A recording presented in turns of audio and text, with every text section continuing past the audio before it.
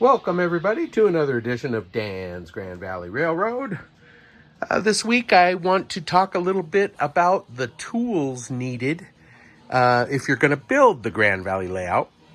There's a couple of specific ones that you'll want to have, and I want to go over that, and then we'll just go over some of the household things. But this is designed for you guys who are thinking about getting the Grand Valley layout for Christmas, and what you're going to need to have. Again, I mentioned this on my couple videos back. If you're considering getting the layout, some of the things you were going to need to know. I want to go over some of the tools you're going to need to have. So with that being said, let's get to it. Okay, so let's get to the tools you're going to need to build the kit here.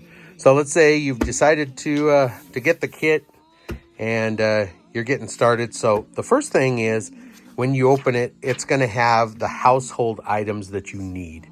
Okay, so basic stuff, newspaper, that's for building up the mountains, making wads, masking tape, same thing, scissors, obviously, liquid dish soap, you put that in the scenic cement, measuring cups, paintbrushes, ruler.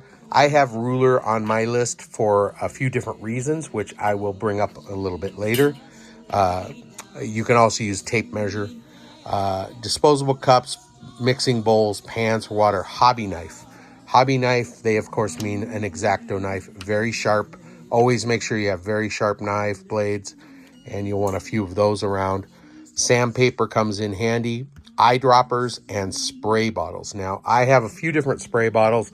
You don't have to buy the Woodland Scenics one for $5. It's probably more now. This is for the scenic cement. You can use any kind of spray bottle. This one came from Walmart. I think it says ironing spray bottle. I have several. This is dish soap. Drop of 2 of dish soap in water for when you're working with the scenic cement and laying down ballast, especially. You need to use that, and the book explains why. But what I want to get to are some of the other tools, the actual hardware tools that you're either going to have to buy or get from somewhere else. So let's get to that. Okay, so the first thing, most important thing you're going to need is a good hot glue gun. Now this one happens to be a Woodland Scenics one that I bought. You don't have to have a Woodland Scenics. Any glue gun will work. You want a good one that has a stand on it like this so you can set it down. I recommend some sort of something under because they will drip. But the most important thing is you want the low temp glue sticks. You don't want a hot glue gun that is too hot. It'll melt the foam. So you want to use the low temp. It's a low temp gun and the low temp foam glue sticks. You can get low temp sticks and guns. I think Tom told me he used a Gorilla Glue gun. There are other ones that are available. Just make sure it's low temp. Now, it tells you in the book, same thing, low temp foam glue gun. It shows the number of the Woodland Scenics one, and it tells you, just like I am, you don't have to have the Woodland Scenics, but it just makes sure it's the right thing. Okay, the next tool that's really handy, and you use it a lot more than I thought I would, is a hot wire cutter. Now this is the Woodland Scenics one that they mention in the book as well. Just happened that my hobby shop had them. So this is the hot wire foam cutter ST1435 Woodland Scenics. And where it really comes in handy, let me see if I can find here in the book, is where you do the sides and where you're cutting out the profiles, because trying to do that with a razor blade or something would be really tough. But let me find it. I should have bookmarked it here in the book, but yeah, I skipped over it. Let's see here. Here we go.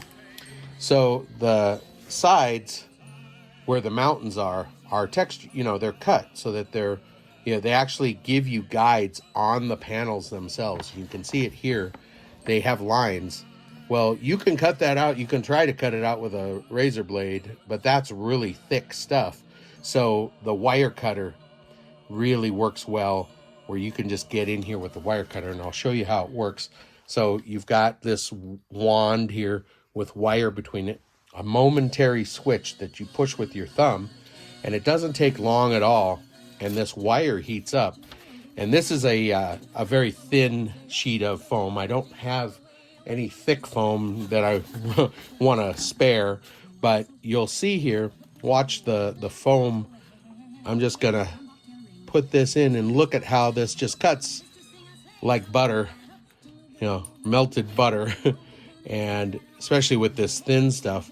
But so you can make whatever. Let's say this is the side of the mountain and we're making a terrain, a texture like mountainside. And see that? Super easy. Now this also comes with, well, no, it doesn't come with, it's an extra that you can purchase, but this goes in one side here, and this on the other side here. Let me get goes here like this, and so you basically get a platform, a table that lets you cut at angles. So if you have to cut thick sheets with a 45 or any kind of an angle, you can use this. Now I bought this and I didn't find it that handy, so you do not need to have this. Kind of came in handy when I was cutting some big sheets later on after the build, but you do not have to have this. If you want, it's I don't remember how much it was, but this really nice. I know there are other hot wire cutters out there, probably cheaper than Woodland Scenics. You can make your own also if you know what you're doing, but I definitely recommend this guy. Okay, another tool that you've seen in almost all of my videos that I never talk about, a cutting mat. And you get these from the hobby shop or Hobby Lobby, Michael's, they all have them. They are awesome tools to have. They're not thick and they're not that expensive. I think one this side's about 20 bucks. I have a smaller one here. You can get them all different sizes. This one you can see I really used up. They do, when you get solvent on them, this kind of glue, it's not glue, it's solvent. It'll do this to them. It'll take the markings off, but you can see I've painted on here. This side's not so bad. But so I keep this one around. If I'm going to do some dirty work, I'm going to do some weathering or whatever, I use this. But the nice thing about these guys is that you can cut on them. And there's where the ruler comes in. You want to have a really nice thick ruler. This one's a little thin. I've got a really thick one here. That thing is 1/8 of an inch thick, and that's really stiff. That's the one I use for my cutting. So I take my cutter here, my hobby knife that I put back over here, and I'm having a hard time getting out. Okay, so I take my hobby knife, and these boards have really nice markings on them so that they're measurements. So you've got inches along the sides and centimeters on the bottom edge, and then angles of all sorts. But so you can use these are half inch squares. So when you're cutting materials, you can lay your knife on here, line it up, and then you can just cut into this thing like crazy, and it doesn't matter. It doesn't cut, it slices, but then it like heals itself. It's amazing. So these are great to have. You won't be messing up your wife's table or grandma's, kitchen table. You've got a really nice cutting mat to work on. Okay, this is not a must-have, but it's really cool. It consists of a metal tray with these magnets that are like door close magnets, door catch. And what it does, here is the item number. I got it on Amazon. It's magnetic gluing jig 10 1/4 square inch.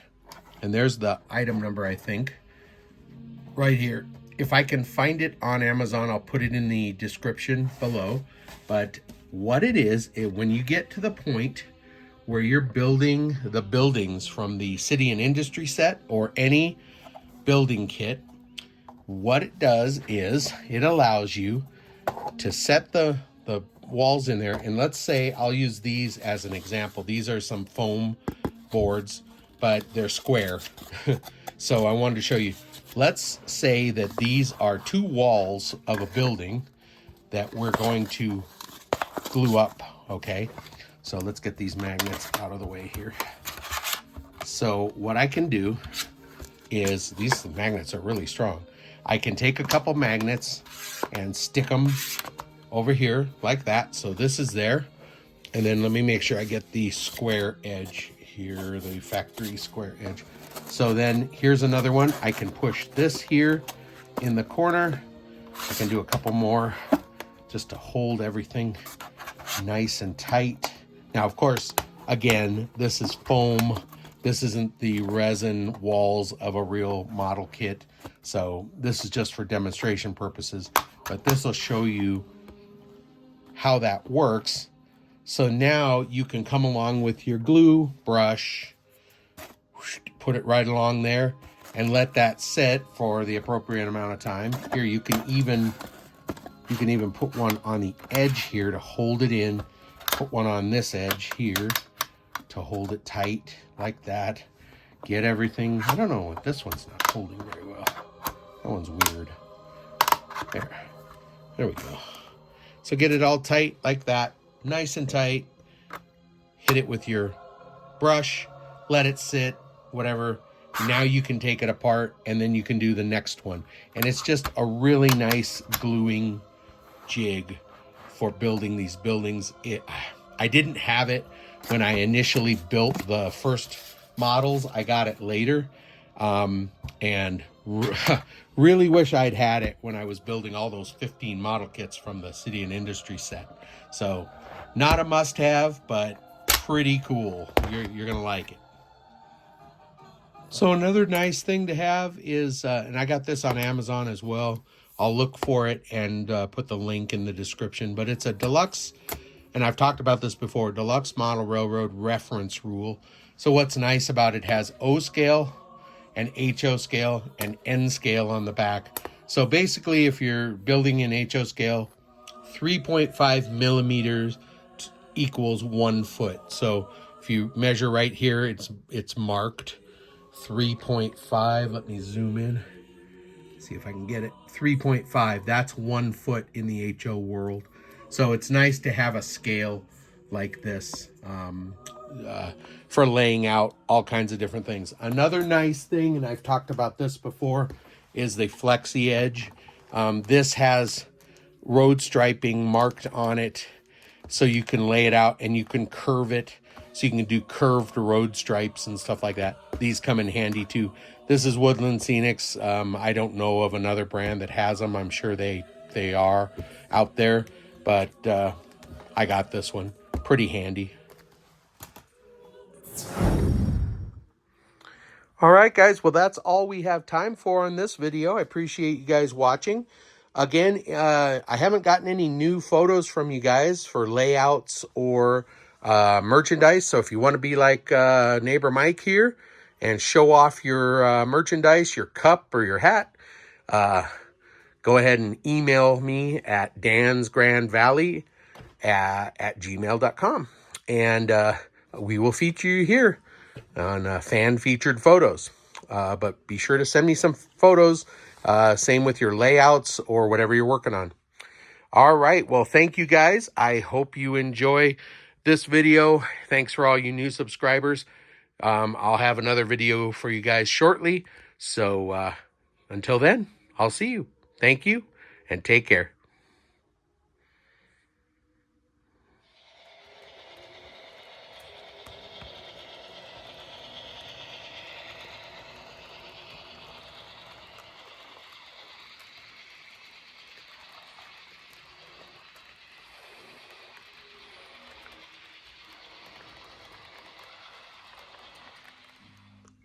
So the main thing you're going to need is a good glue gun, a hot glue gun.